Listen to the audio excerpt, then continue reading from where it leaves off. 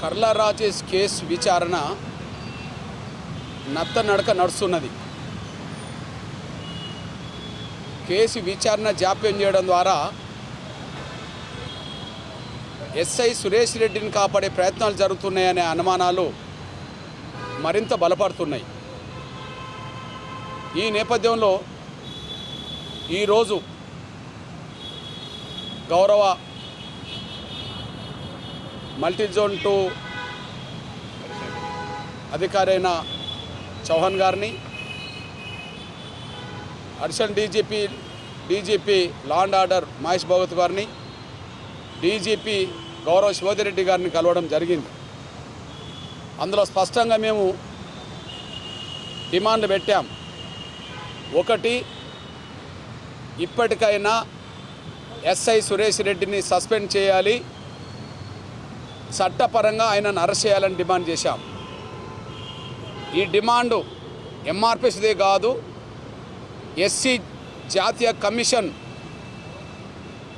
సూచన కూడా, ఆదేశాలు కూడా ఎస్ఐని సస్పెండ్ చేయాలి, ఎస్ఐని అరెస్ట్ చేయాలని కూడా కమిషన్ ఆదేశాలు ఉన్నాయి. వెంటనే ఎస్ఐని సురేష్ రెడ్డిని సస్పెండ్ చేయాలి, అరెస్ట్ చేయాలని డిమాండ్ చేశాం. రెండోది, ఈ కేసు మీద కర్లా రాజేష్ లాకప్ డెత్ కేసులో ఎస్ఐసిఐ మీద విచారణ జరుగుతుంది.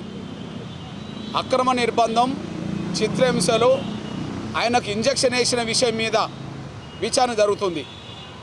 విచారణ అధికారిగా సూర్యాపేట జిల్లా నుంచి కాకుండా నల్గొండ జిల్లా నుండి డిఎస్పీ హోదాలో ఉండబడే రవికుమార్ గారి నాయకత్వంలో ఆధ్వర్యంలో ఈ విచారణ జరుగుతుంది. కాకపోతే ఈ విచారణ వేగవంతం అవట్లేదు, పూర్తి కావట్లేదు. నత్తనడక నడుస్తుందనే మాట అన్నాను. దానికి కారణం ఏంటంటే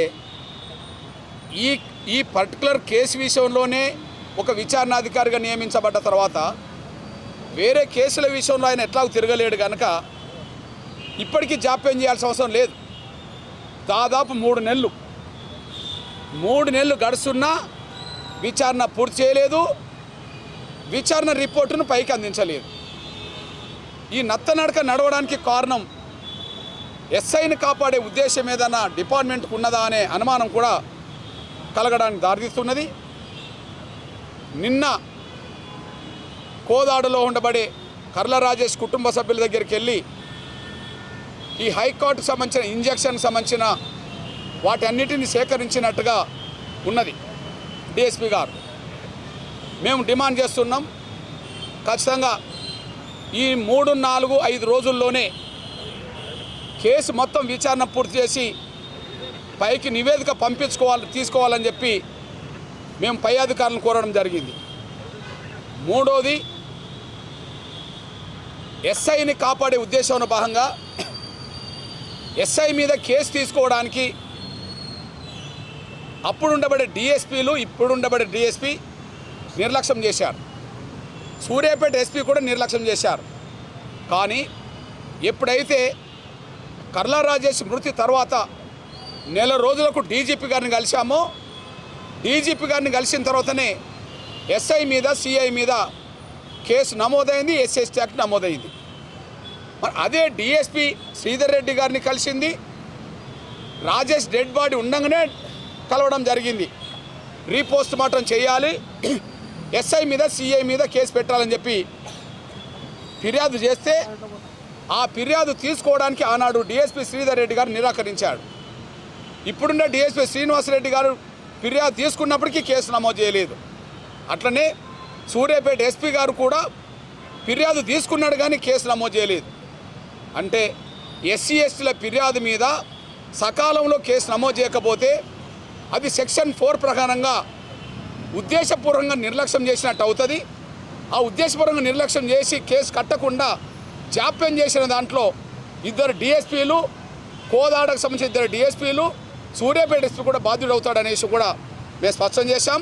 సెక్షన్ 4 అధికారుల నిర్లక్ష్యం, ఎస్సీ ఎస్టీల ఫిర్యాదుల మీద చర్యలు తీసుకోవడంలో అధికారుల నిర్లక్ష్యం కూడా చట్టపరంగా నేరం అవుతుంది కనుక సెక్షన్ 4 డిఎస్పీగా పనిచేసిన శ్రీధర్రెడ్డి మీద సెక్షన్ 4, ఇప్పుడు డిఎస్పీగా చేస్తున్న శ్రీనివాసరెడ్డి మీద, సూర్యాపేట ఎస్పీ మీద కూడా సెక్షన్ 4 వర్తింపజేయాలని చెప్పి మేము డిమాండ్ చేయడం జరిగింది.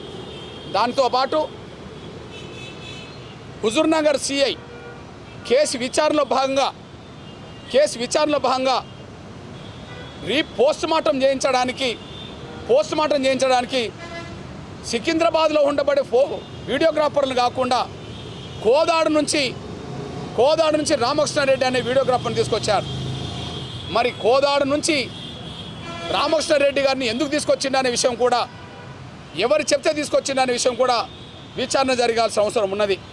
అట్లనే డెడ్ బాడీ ఉండగానే సూర్యాపేట డిఎస్పీ గారు కోదాడులో ఉండబడే కర్ల రాజేష్ కుటుంబ సభ్యుల దగ్గరికి వెళ్ళి వాళ్ళ కుటుంబ సభ్యులతో మాట్లాడుతున్నప్పుడు ఎలాంటి ఫోన్లు లోపలికి రప్పియకుండా 8 లక్షలు ఇస్తాం, మీరు కేసు మాఫ్ చేసుకోండి అని చెప్పడం జరిగింది. కోదాడులో జరిగిన ఈ కేసుకు సూర్యాపేట డిఎస్పీ వెళ్ళి ఎందుకు 8 లక్షలు ఇస్తానన్నాడో, ఆయనను 8 లక్షలు ఇచ్చి కేసు మాఫ్ చేయమని చెప్పి ఎవరైనాను పురిగొల్పారో అది కూడా బయటపడాల్సిన అవసరం ఉన్నది. అదే సమయంలో పోస్ట్మార్టం గాంధీ ఆసుపత్రిలో చేస్తున్నప్పుడు డాక్టర్ సురాజు ఆ రోజు డ్యూటీ అవుతే, సురాజుతో కాకుండా ఆ రోజు లక్ష్మీకాంత్ రెడ్డి అనే డాక్టర్ని తీసుకొచ్చి డ్యూటీలో లేని డాక్టర్తో ఎలా పోస్ట్మార్టం చేయించారో అది కూడా ఖచ్చితంగా విచారణ పరిధిలోకి తీసుకోమని చెప్పి మేము డిమాండ్ చేయడం జరిగింది. అన్నిటి మీద ఐజీ గారు మాట్లాడుతూ, ఎవరైతే చౌహాన్ గారు మాట్లాడుతూ ఖచ్చితంగా ఒక 3-4 రోజుల్లో మేము రిపోర్ట్ తెప్పించుకుంటాం, తదుపరి చర్యలు రిపోర్ట్కి అనుగుణంగా తీసుకుంటామని చెప్పి చెప్పడం జరిగింది. అట్లనే నేను డీజీపీ గారిని కూడా కలిశాను. డీజీపీ గారికి ఒక అప్పీల్ చేశాం. ఎస్ఐ చేయని నేరము సిఐ ఎలా చేసిండు, దీనికి కారకుడు ఎస్ఐ, అక్రమ నిర్బంధం తీసుకున్నది ఎస్ఐ, చిత్రాంశాలు పెట్టింది ఎస్ఐ, ఇంజక్షన్ వేయించింది ఎస్ఐ సురేష్ రెడ్డిని ఎందుకు సస్పెండ్ చేయలేదు, సిఐని ఎందుకు సస్పెండ్ చేశారు అని కూడా అడగడం జరిగింది. మరి డీజీపీ గారు ఎందుకు అడిగిండో, సిఐది ఏ సామాజిక వర్గం అని కూడా అడిగిండు. ఆయన బీసీ పెరిక సామాజిక వర్గం అని నాకు తెలిసిందని నేను చెప్పడం జరిగింది. ఎస్ఐని కాపాడుకున్నంత వరకు, ఎస్ఐని సస్పెండ్ చేయనంత వరకు ఒక బీసీసీఐ ఏ నేరం చేసి సస్పెండ్ చేశారు, అసలు కారకుడైన ఎస్ఐని సస్పెండ్ చేయకపోవడానికి కారణం ఏందని చెప్పి ఎస్సీ ఎస్టీ బీసీ పోలీస్ అధికారులు బలమైన చర్చ ఆవేదన ఉన్నదనే విషయం ఆయన దృష్టికి తీసుకురావడం జరిగింది.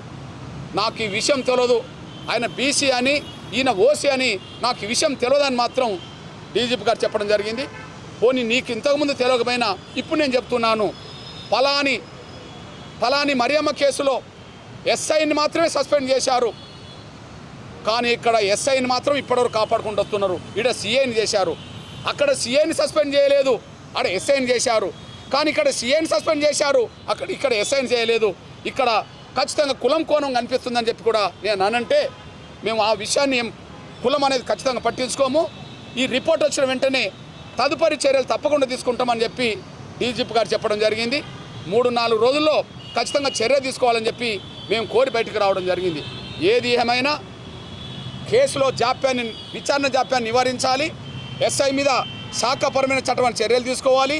అదే సమయంలో సెక్షన్ 4 ఎస్సీ ఎస్టీ యాక్ట్ పరిధిలోని సెక్షన్ 4 అధికారుల నిర్లక్ష్యం, ఎస్సీ ఎస్టీ ఫిర్యాదుల మీద అధికారుల నిర్లక్ష్యానికి సంబంధించిన కేసు విషయంలో 2 డిఎస్పీలు ఒక ఎస్పీ మీద ఖచ్చితంగా సెక్షన్ 4 వర్తింపజేయాలని చెప్పి, మిగిలిన డిమాండ్లు కూడా వర్తింపజేయాలని చెప్పి కోరి రావడం జరిగింది. ఏది ఏమైనా ఈ కేసులో జాప్యం జరిగినంత కాలం ఎంఆర్పిఎస్ కేసును వదిలిపెడతానని చెప్పి ఎవరన్నా అనుకుంటే ఖచ్చితంగా న్యాయం సంపూర్ణంగా జరిగేంత వరకు మాత్రం ఈ కేసును ముందుకు నడిపిస్తమే తప్ప వెనుకకు తగ్గి ఉండలేమనే విషయం కూడా గుర్తు చేస్తున్నాం.